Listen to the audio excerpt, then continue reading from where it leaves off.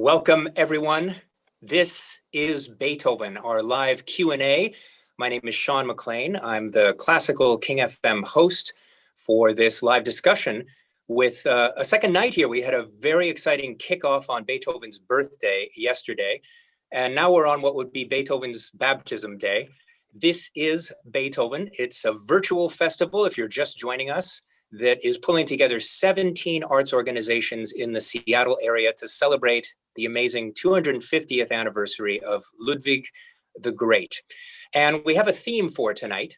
The theme is about isolation, because we know that Beethoven experienced that, as we have this year. He was dealing with isolation throughout his life for the most obvious reason, his own deafness, and how that isolation relates to us this year of 2020. And it's multiple kinds of art forms that will be taking up this theme, not just music, but theater, and a brand new premiere of an improvisation as well. So it's my honor to welcome the organizations who will be featured tonight. And I'll start with the Northern Star of King FM's YouTube channel, Karen P. Thomas, Artistic Director and the conductor of Seattle Pro Musica. Hi, Karen. Great to be here. Great to have you here.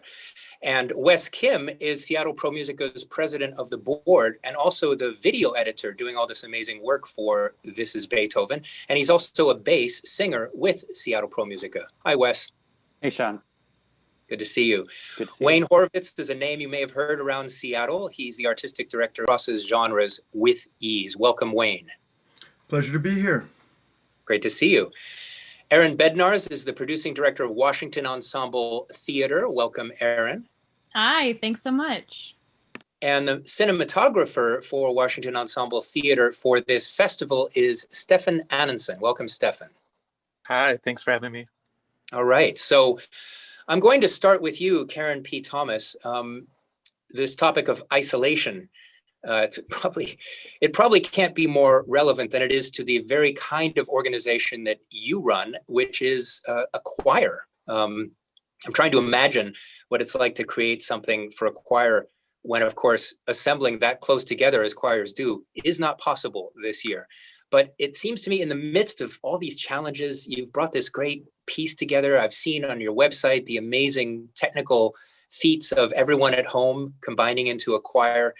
When you look at people who struggle with deafness, which is your program, as Beethoven did, can you share a bit about that process and what this year has been like for you as a choral director?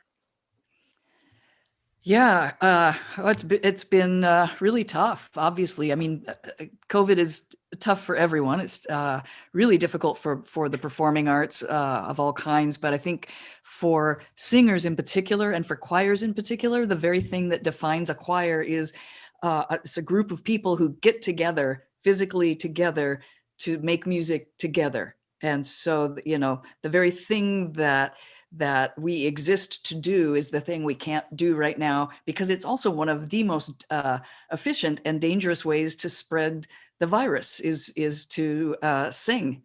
Unfortunately, we discovered that, you know, early on with terrible things happening when choirs did sing together.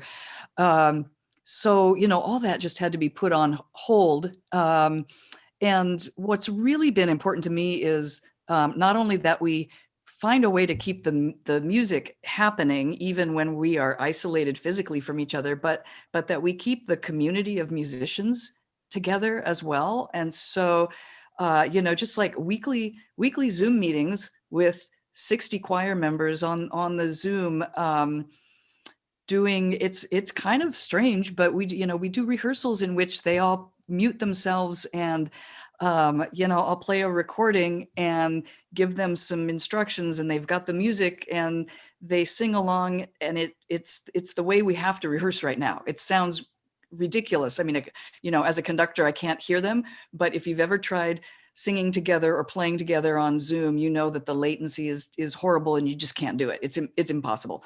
So it's just, you know, we kind of, it's almost like kind of going blind into a way of making music. And then the process of actually putting it all together is incredibly involved. You know, it started with me and our pianist getting together with Wes doing the videography, and our audio engineer recording, just me conducting, him playing piano, and then, you know, that gets all edited and sent to 4 singers who put down guide tracks. They're, you know, soprano, alto, tenor, bass.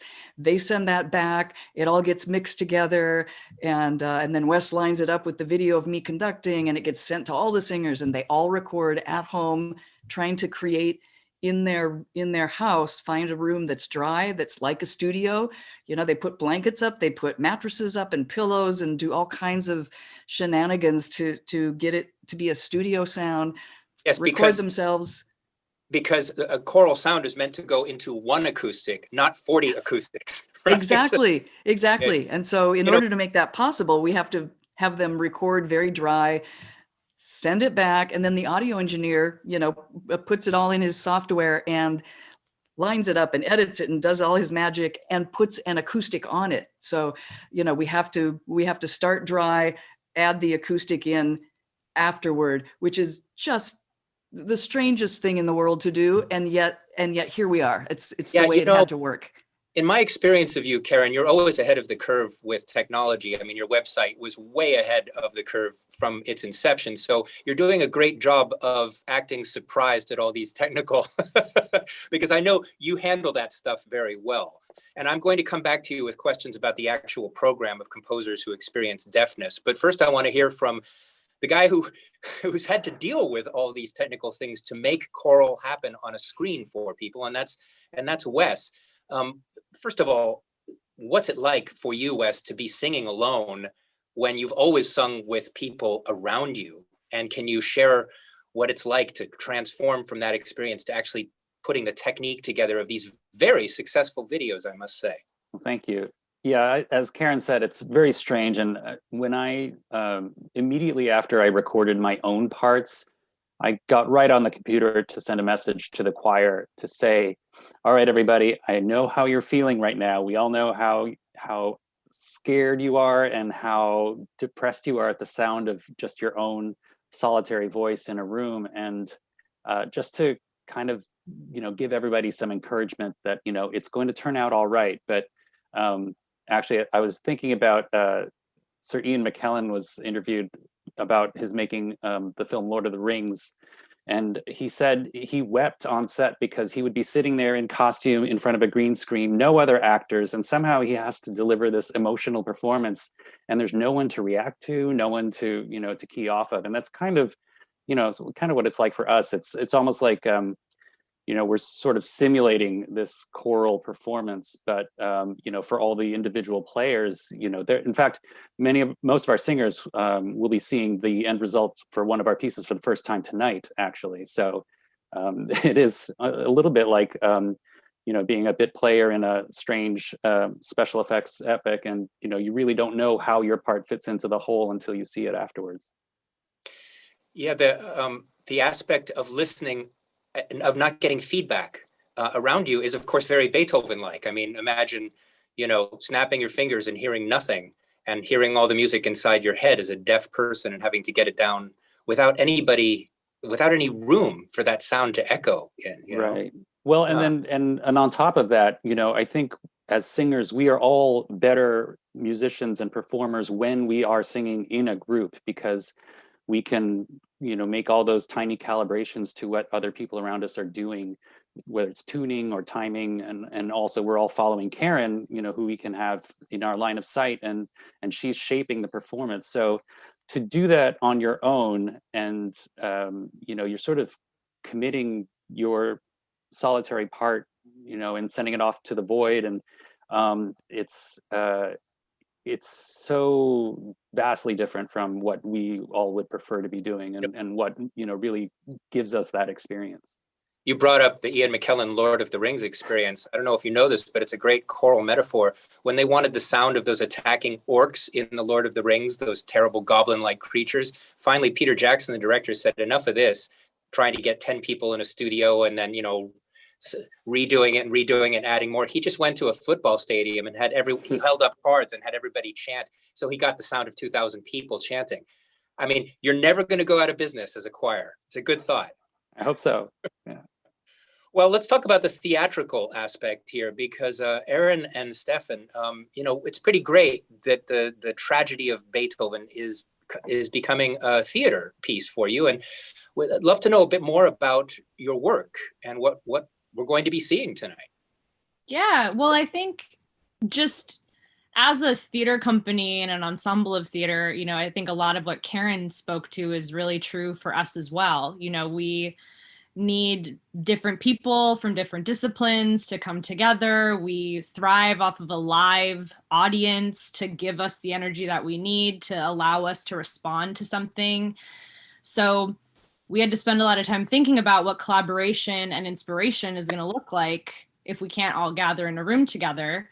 So being presented with the opportunity to produce something for this festival was like, yay, like anything that we can grasp, let's do it. Let's see what we can come up with to connect the human experience from something. So to get to cull through Beethoven's catalog and think in our minds about what you as a human go through when you're listening to Beethoven's work was really lovely for us to be able to do, to sort of escape into that creative process. And it also, I think so many artists, especially not only theater artists, we've had to go through a bit of a mourning process of like, okay, we can't be live, we can't share our pieces in person. But I think optimistically, we are now in the theater thinking about holdovers and things that we can do to change the game a little bit or innovate the way that we choose to make art. So getting to bring a cinematographer and a filmmaker in is like such a cool opportunity for us. We chose to look at it that way instead of a barrier. And we really put a lot of like power and trust into Stefan to take what we wanted to do and then really run with it. So Stefan, do you want to speak about the piece and your involvement? Can I lead with a question, Stefan, which is, anybody who's behind a camera lens knows that as a cinematographer, that you have that choice of, putting a telephoto lens on to fill the frame with a face, which you can't do if you're a theater goer sitting in a seat where you're always at the same distance from. And so I'm wondering if you had to resist the temptation to fill, to get closer to the quote actors, or if you just decided, okay, we're going with cinematography and I'm going to use all the tools? I think embracing the tools was sort of the way I went. I feel like it's interesting right now because a lot of these artists are used to interacting with the public in their performance. So I feel like it's my job to kind of support them in this new usage of a tool to tell stories. So for this project, it felt like being away from them was important, and also enhancing their message like through the movement was an important part of it. In physically standing far from them with your camera? Yeah, I was generally pretty far away from them for the most part. Yeah, 6 feet or less. More on the isolation theme. Yeah. Well, I guess my question is, since theater actors are a very different kind of actor than film actors, in that they know that since their gestures have to go to the last seat in the row, and that they don't have the benefit of close-ups all the time. Did you find that their acting changed for the lens? I think so, yeah, because they're not interacting with public in the moment. So it's a different way to tackle the story. You're not interacting with anyone in real time. You sort of have to predict how the audience is going to react to it and commit to it. So there is a change and a learning curve, for sure. Were there any cinematography tricks around color or focus or anything like that you used to tell the Beethoven story?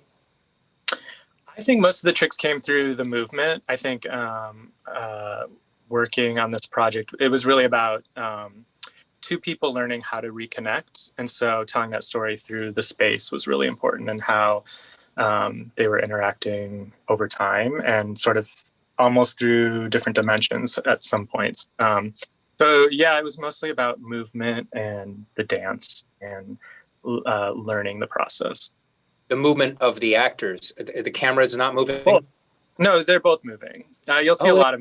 You'll definitely see a lot of movement from the camera and the performers together. Yeah. Really, for me, that seems to be the biggest use of the cinematographer's tool, because the relationship of the background to the foreground in a theater, when you're seated in a theater, you never get to change that. You can never leave your seat. So, lamppost is behind that desk. When you sit down, it will always be behind that desk. But if you move the camera, you can change that perspective. So, to release control, for sure. Yeah, I'm looking forward to the perspective that you give. Is there anything you want to tease us about your vision? Tease. I think no. I think the themes will come through. I think that you're going to see two people exploring what it means to connect with a changing world, basically, and that's sort of, I think, what'll come through. Fantastic. Well, thank you, Steph. Yeah. The next, I'd love to hear from a guy who is, boy, if there ever has been a pianist composer in Seattle who holds all the genres and is fluent with all of them, it's Wayne Horvitz. Wayne, we're really excited for this premiere in this festival. And I know that very much like Beethoven, you're an easy improviser and have made that a big part of your career. The difference between improvisation as a soloist and written music seems obvious, but maybe it's worth talking about that a bit in this new piece. Well, just to clarify about the piece itself, the piece is written, a lot of it. So, there's an ensemble of 3 strings plus percussion, and their parts are, the strings, it's pretty much all composed. And each movement, it's in 3 movements, and each movement has an improvising soloist. So actually it's structured like the second movement, the fast movement, is really more like a concerto. I mean, there's written music all the time, and the soloist comes in at place exactly the same way a written concerto would be, except that the soloist is improvising. In the first movement, some of the string players get some sort of aleatoric things to do during the improviser section. And in the last section, where I'm the improviser, I made it easy on myself, and there's basically kind of a statement of a theme that I took a theme of Beethoven, rearranged it, and particularly harmonically and to some extent rhythmically, and it's kind of stated in 4 iterations, and I play pretty much in between those iterations. And but I also did some electronic processing where I sampled, like the iteration is solo, duo, trio, quartet. It's very simple, and so I took sort of electronic versions of that that's played in the background of my improvisation. But I don't play when the, like, how else to put it, the straight version of the theme is being played. Gotcha. So I don't know. I think a lot of people, I'm sort of always surprised that this conversation is still even something people think about that much, because most of the world improvises all the time. Most of European music included improvisers for most of its history. And now in the academy, improvisation is, it seems to me that people were uptight about improvisation between 1935 and 1943 or something, you know, in terms of the sort of, and I mean, because then you get to the whole modern music perspective. And I think what's interesting in my world is that a lot of classical musicians have come back to improvisation through new music. So they don't have a jazz language or rock language or, you know, Irish tune language, but they come to it with incredible, strong and strange vocabulary. You mentioned the 30s. It wasn't just the fear that, you know, if you improvised in a modern sound, some audience member would say, well, I could do that by putting my cat on the keyboard or something like that. Right. But it also goes to the fact that recording, that's when recordings really started to flood the market. And just the ability to make something permanent, you know, became so available that the gift of improvisation, of having to be there in the moment when Beethoven, you know, is improvising his own cadenza on the premiere of his own piano concerto, that's lost, right? Yeah, absolutely right. Well, Eric Dolphy, the great saxophone player who played with Charles Mingus and other people, that his very last record, he actually died just a few days later. He says, you know, the amazing thing about music is that once it's in the air, it's gone. But that was recorded, and actually it wasn't gone. We've been hearing it ever since. So, you know, there's, you know, and then you have, you know, the Glenn Gould side of things where there's no reason to play live because you can perfect it in the studio. And obviously electronic technology and studio technology, all those things have affected how we look at that. Yeah. I love that Beethoven was often, you know, completely, I mean, I think for the 3rd piano concerto, his page turner it couldn't even make out what was on the page, because Beethoven, for his own part on the piano, just all he had to do was write a few hieroglyphics and he knew what they meant. The orchestra had their parts nicely copied out, but he just knew, okay, at this point, do something in G major. At this point, do something in the dominant, you know, and that he was constantly putting himself in that high stress position of being, okay, you need to make music in front of this whole audience right now. And it worked for him. Well, there's the famous story about Stravinsky, who wrote a low F sharp for the violin by accident, because that's a half step below the range of the violin. And then his assistant said, you know, Maestro, you've written this, you know, very nervous to even point it out. And Stravinsky said, well, just find another chord tone that works. And this is the point. You know, we don't have to overstate all this. I mean, improvised, composed, and et cetera, et cetera. Karen, Tom, I'd love to come back to you because you've programmed composers who suffered what Beethoven did, which was deafness, on your program. Let's start with a lady for whom you've already made a fantastic video, Ethel Smythe, with the, you know, the women's suffrage theme. That was, first of all, an amazing video that Wes put together for you. Thank you. Yeah, she's amazing, and we're going to see that video actually on the concert tonight. Great. Yeah. You know, one of the things we covered yesterday was the black and white reception of women composers. You know, either they're inappropriately powerful for a woman, or they're too delicate to stand up to the work of, you know, the guys, right? And so Ethel Smythe's music, you know, proves that, hey, guess what? There's a nuance in there, somewhere between the two, right? To be explored. But you brought on Rafe Vaughan Williams on this program as well. And I sort of had forgotten until I saw your program that he was pretty late. He was like 40, in his early 40s, when he decided to volunteer for World War II and did hearing damage, right? Yeah. I mean, World War I, actually. He was, I think he was 42. And so just, you know, being around all the shelling and firing, you know, definitely damaged his hearing, which, you know, gradually over the years it got progressively worse. But he, you know, he kept composing right up until his death at the age of 85. Whereas Ethel Smythe lived also a very long life, but her deafness happened more quickly and I think was more severe. And she actually stopped composing for the last decade or two of her life and turned to writing. She started writing literature and instead of music.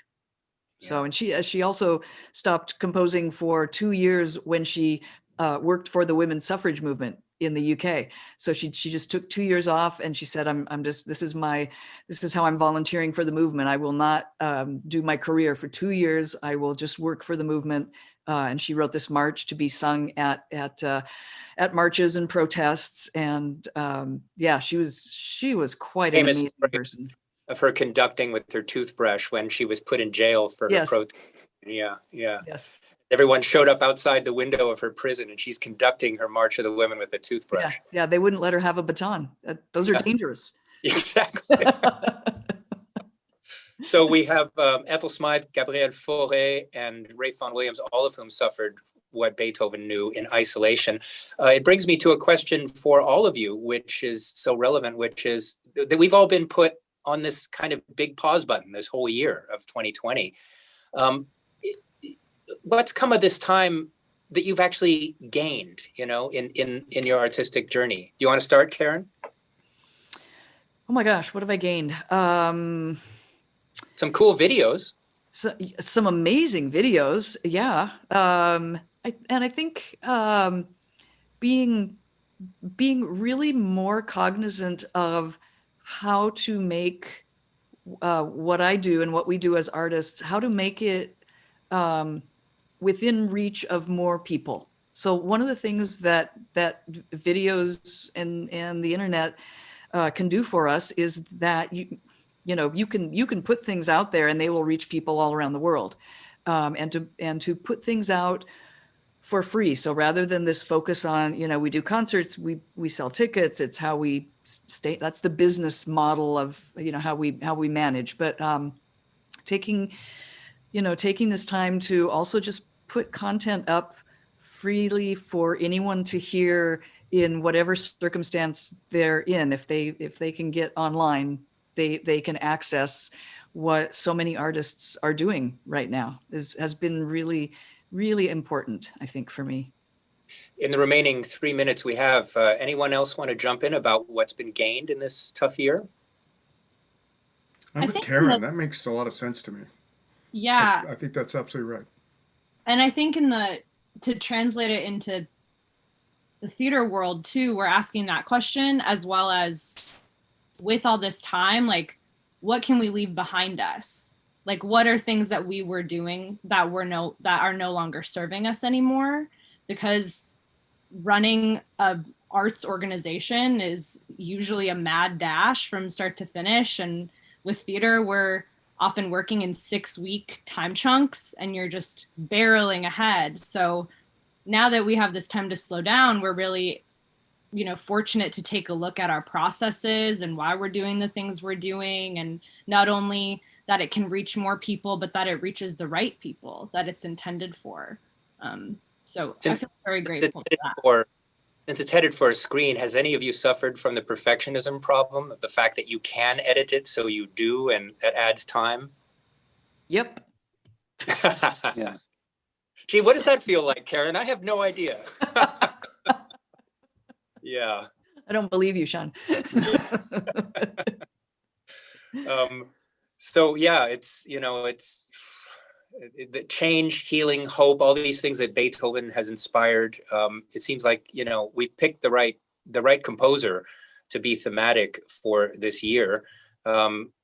Anybody else want to jump in before I close off here with what has been gained in this tough year?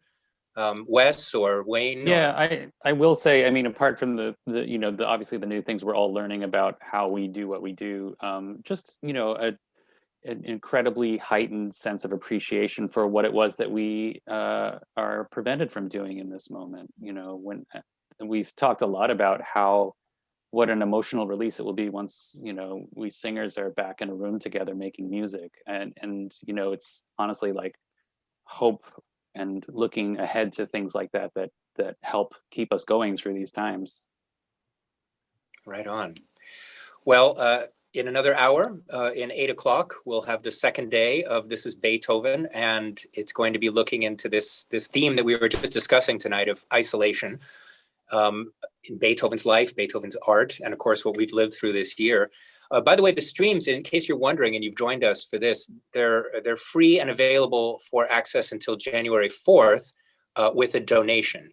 So free for all now to January 4th if you want to pick this up later with the donation. And I'll be back tomorrow at 6:30. I'll have the organizers of this festival, Emerald City Music, to talk to, as well as the Unification of Drama, Dance, and Music, the UW School of those three arts, University of Washington.